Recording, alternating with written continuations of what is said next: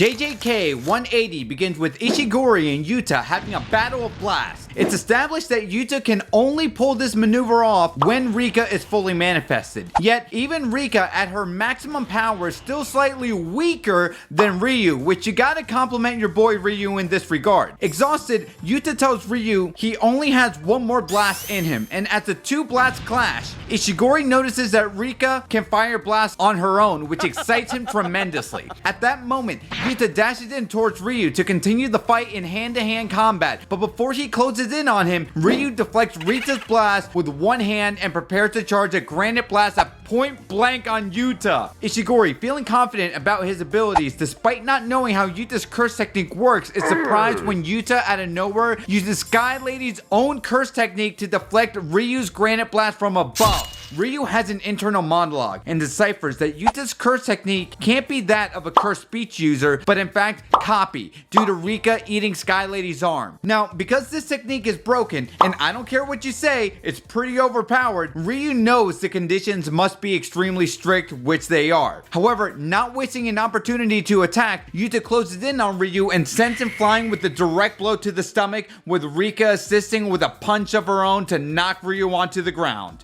At that moment, Rika's 5 minutes have concluded as Ryu sends a punch of his own right back as she begins to dissipate, shouting.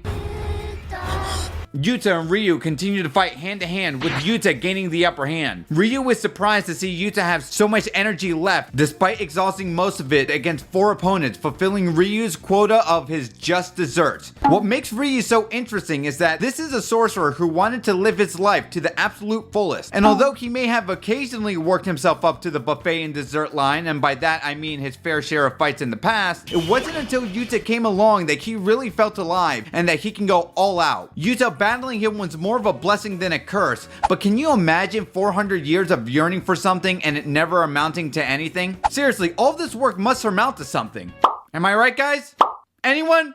The chapter continues. As Yuta continues beating Ishigori down, he restrains him, holding him to the ground. Here's the spot, says Yuta, and Ryu responding, "Nani?" Suddenly, a blast hits Ryu from the sky and he is defeated.